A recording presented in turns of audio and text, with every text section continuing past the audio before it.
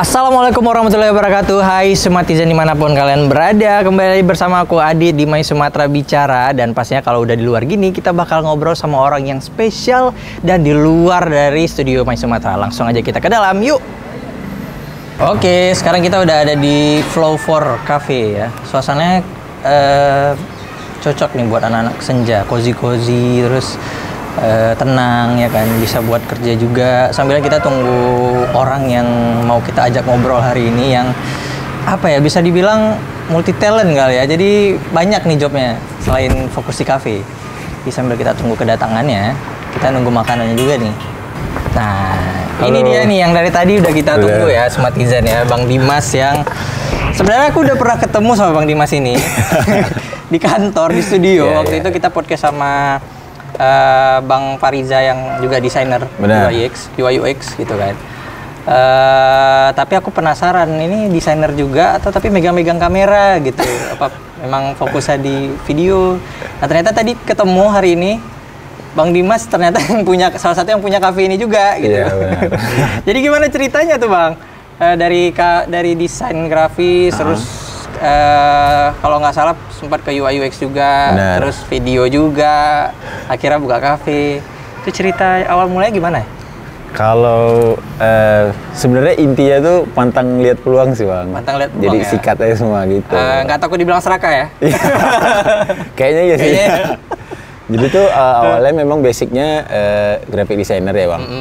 Terus sebenarnya aku graphic designer dan motion graphic designer gitu awalnya. Sampai akhirnya aku ngelihat peluang UI UX tuh makin kesini makin bagus gitu Bang. Jadi juga ada temanku yang Fariza tadi, dia juga udah terjun duluan sebenarnya ke UI UX. Jadi aku ikutan belajar gitu. Sampai akhirnya aku terjun.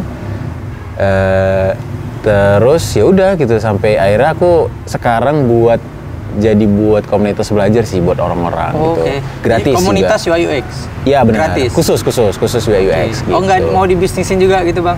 Masih belum sebenarnya gitu. Jadi awal mulanya di desain grafis itu kapan? Sebenarnya sih dari masa sekolah sih Bang. Masa sekolah. Aku sekolah desain. Sekolah desain. Memang jurusannya di kafe? Bukan. Multimedia sih lebih tepatnya. Iya, sampai akhirnya tamat terus mulai kerja di awalnya percetakan gitu-gitu. Percetakan. Gitu percetakan banyak ilmunya kan. Terus pindah ke beberapa perusahaan dan yang terakhir aku ada di perusahaan yang cukup besar lah di Indonesia gitu. Boleh disebutin nih? Inisial aja. Oh, G. Oke. Gitu. Perusahaan G. Sampai akhirnya aku remote kan. Remote kerja di Medan gitu, tapi kantornya nggak di Medan.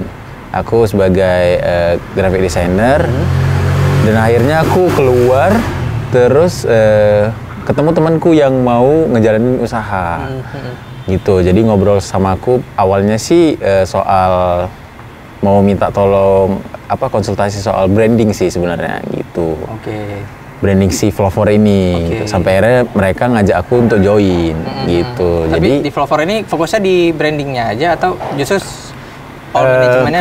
Jadi kami tuh berempat. Jadi setiap orangnya itu punya tugas masing-masing dan aku tuh khusus brandingnya, branding dan promosi sih sebenarnya gitu. Karena aku memang basicnya juga desain kan. Itu sih sampai akhirnya aku join, ya udah sampai sekarang gitu. Jadi ada cerita apa ya? Aku juga sebenarnya backgroundnya tuh di desain gitu kan, sampai pada akhirnya beralihnya ke digital marketing.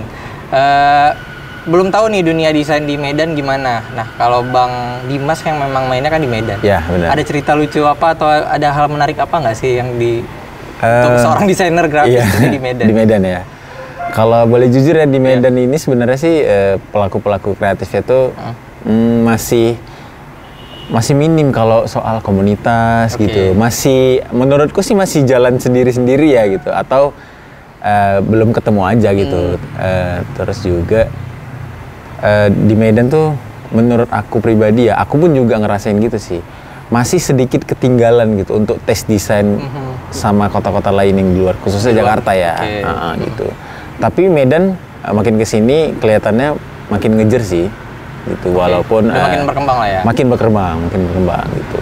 udah ada nampak perubahan lah gitu. Bagus malah gitu. Kalau yang biasa suka duka desainer yang misalnya udah selesai ngedesain terus ditolak klien, itu udah biasa lah ya. Sering.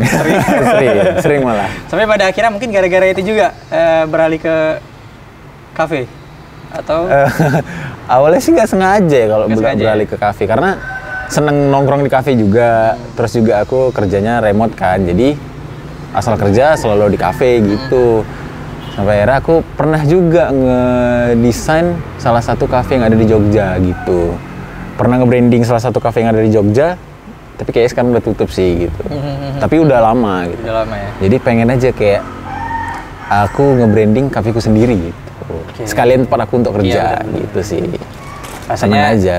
Kita bisa ngatur sendiri juga kali. Iya benar. Lebih puas aja sih gitu karena punya sendiri. Awal ketemunya sama teman-teman yang bangun kafe ini gimana ceritanya? Kalau awal ketemunya sih sebenarnya mereka tuh apa ya, teman kerjaku dulu. Waktu aku sebelum di perusahaan terakhir itu. Jadi apa ya, cuman kenal-kenal di kantor aja sih. Terus mereka memang basicnya jualan gitu ya. Aku kan atau bukan, mereka sering apa ya, pernah buka usaha juga gitu sebenarnya. Aku tertarik sama yang komunitas tadi sih.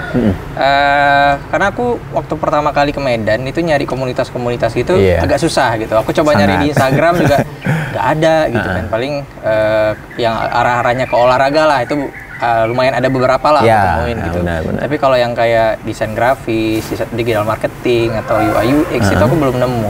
Dan kali ini aku baru tahu ada komunitasnya. Kalau aku nggak salah dan aku pernah baca, abang pernah ngisi materi juga di Flower untuk desain-desain grafis itu untuk teman-teman komunitas. Iya, pernah juga. Sebenarnya itu yang aku buat sama Farija tadi, awalnya itu cuman karena sering banyak teman yang ini ya, nanya-nanya ajarin lah gitu. Terus aku tercetusnya sama, sebenarnya ngerencanainnya udah lama, tapi baru terjadinya sekarang gitu. Tapi kami sebenarnya ada mentornya lagi sih. Itu dari omnya si Reja sendiri gitu. Dia memang udah di bidang itu udah lama kan. Jadi kalau bener sih yang kamu bilang, kalau komunitas desain apa namanya di Medan tuh memang minim kali sih. Terus juga kami pernah nge-up ke story gitu kan. Banyak respon, cuman kami kan base-nya di sini, belajar di sini gitu kan. Dan ada rencana juga sesekali gitu kan, pengen buat workshop desain gitu. Cuman masih kami susun lah untuk agenda-agendanya gitu sih. Tapi planningnya itu sih. Punya kegiatan rutinnya gitu nggak? Misalnya setiap hari apa gitu, orang jadi bisa ngikut di hari itu? Kami sih biasanya Jumat. Jumat. Kadang nggak tentu juga sih, tapi seingatku Jumat sih kami paling seringnya gitu, dan di sini gitu. Itu biasanya jam dari abis zuhur lah. Gitu. Atau di sini ngumpul. Iya, di sini ngumpul. Atau juga kami kalau misalnya memang nggak bisa ketemu, dari Google Meet juga bisa gitu. Online ya. Online gitu. Karena kan ada yang kegiatan-kegiatan ya udahlah gitu. Rumahnya juga jauh-jauh, jadi ya udah online aja gitu. Bisa jadi nggak harus sore juga atau waktunya bisa fleksibel ya kan. Kadang juga malam gitu abis maghrib juga bisa kami dari online gitu kan. Itu biasa materinya berarti diajarin dari basic gitu lah ya. Iya, dari basic, dari pengenalan software apa yang digunain. Terus-terusnya gitu. Iya, benar. Ya, ini cuaca di Medan itu emang tiap hari kayaknya panas ya. Siap. Gitu. Lihat ini rasanya haus gitu. Siap, thank you. Yo, makasih Bang. Bang mau kopi atau? Aku yang ini aja. Ini warnanya lebih menarik. Benar. Lebih mencolok. Ini gitu. Salah satu apa nih Bang ya? Signature-nya di sini Bang. Benar. Best seller lah. Best seller ya. Namanya? Kalau ini mocktail, namanya tropical. Tropical ya. Kalau ini kopi susu sih. Ada campuran apa aja nih Bang? Kalau itu sih campuran beberapa sirup lah paling. Sirup ya? Sirup. Kita cobain dulu ya? Boleh. Ada rasa asem-asemnya, manis. Nano deh ya? Iya, nano. Tapi awalnya asem dulu, gitu baru di akhirnya manis. Cuman segar sih rasanya. Iya, benar. mungkin karena iya tadi rasanya segar jadi banyak dipesan ya di sini ya bang. Kalau makanannya biasa apa? Kalau best sellernya kami ada spaghetti carbonara sama rice bowl ayam sambal mata. Itu best seller sih di sini selama ini. Bisa dipesan online juga nggak bang? Atau bisa dari Grab. Oh, oke. Nah, kami juga ada dari Grab sih. Dari Grab ya? Benar. Oke, aku mau nanya satu pertanyaan nih sebelum ada pertanyaan terakhir. Menurut abang nih yang udah main di desain grafis bahkan dari sekolah dulu, gimana sih kehidupan desain grafis di kota Medan atau tes orang Medan itu tentang, atau pandangannya lah orang Medan itu tentang desain grafis? Lebih ke tes ya? Ya boleh sih. Kalau menurut aku sih apa ya, tes orang Medan sebenarnya udah bagus, bagus gitu. Tapi itu yang kayak aku bilang tadi sih, masih sedikit ketinggalan gitu kalau untuk tren, kalau untuk apa, kalau untuk tes. Tapi tes itu kan sebenarnya dari diri masing-masing ya gitu, kayak tercipta aja sendiri gitu kan, berdasarkan apa ya, jam terbang mungkin gitu kan. Tapi menurut aku memang agak sedikit ketinggalan dari kota-kota lain sih, khususnya Jakarta gitu kan. Karena aku lihat di Jakarta memang apa ya, luar biasa sih sebenarnya. Iya gitu. Udah jauh lah. Udah jauh, tapi kita tetap harus ngejar sih, harus ngejar biar bisa seimbang atau ngalahin lah gitu ibaratnya. Kalau dari kliennya bang, apakah sama nih kira-kira klien di Medan yang notabene-nya biasanya nih klien-klien yang desain grafis cuman klik-klik aja, masa harganya mahal gitu kan? Bener. Banyak tuh yang gitu. Apakah sama atau justru kayaknya lebih enak ngambil klien luar lah daripada lokal gitu? Ini dari apa ya, pribadiku ya? Iya. Aku lebih nyamannya sih. Tolong jangan dijudge ya, ini pribadi masing-masing. Iya benar. Aku lebih nyamannya sama orang yang di luar Medan sih sebenarnya. Apalagi yang di luar Indonesia sebenarnya. Mereka lebih apresiasi aja sih sama apa yang kita buat gitu. Lebih menghargai, lebih dari segi waktu, dari segi salary, dari segi banyak, dari apa ya? Dari segi sistem kerjanya gitu-gitu, mereka lebih menghargain aja gitu apa yang kita buat gitu. Tapi juga ada juga sih beberapa yang menurut aku klien-klien yang apa ya, beda-beda sih klien-klien model-modelannya kan. Ada yang punya idealis sendiri terus selalu ganti-ganti gitu kan. Ada juga yang lempeng-lempeng aja, macam-macam sih sebenarnya. Ada yang apa permintaan kliennya ya udah diikutin aja gitu. Ribet ya. Nah, terakhir nih mungkin untuk di ngobrol-ngobrol kita sore ini, sebenarnya aku masih banyak mau aku tanya ya, karena itu tadi notabene-nya aku kurang tahu kehidupan desainer grafis di sini, terus juga komunitas-komunitas lain yang ada di Medan. Tapi aku pingin pingin dengar nih dari abang kira-kira, karena abang kan udah berapa tahun ya kira-kira di dunia desain gitu? Lebih dari 5 tahun. Lebih dari 5 tahun. 7 tahun mungkin. Udah seniornya lah ya, udah sepupunya lah. Iya. Enggak lah. Ada kira-kira ini kan bakalan muncul terus nih teman-teman desainer baru, baik itu di Medan maupun di luar Medan. Ada tips nggak nih kira-kira dari Bang Dimas kalau ada klien yang seperti ini harus ya gini, atau ketika kita menghadapi ya kondisi di Medan yang seperti ini harus bersikap seperti apa? Mungkin ada yang mau tipsnya ya sebenarnya, atau dari Bang Dimas sendiri lah, ya semacam petua lah buat adik-adik. Nggak buat teman-teman di luar sana yang mungkin kalau Bang Dimas kalau menghadapi yang seperti ini bakalan kayak gini, jadi nggak perlu diambil pusing atau apa gimana? Sebenarnya sih balik ke masing-masing ya.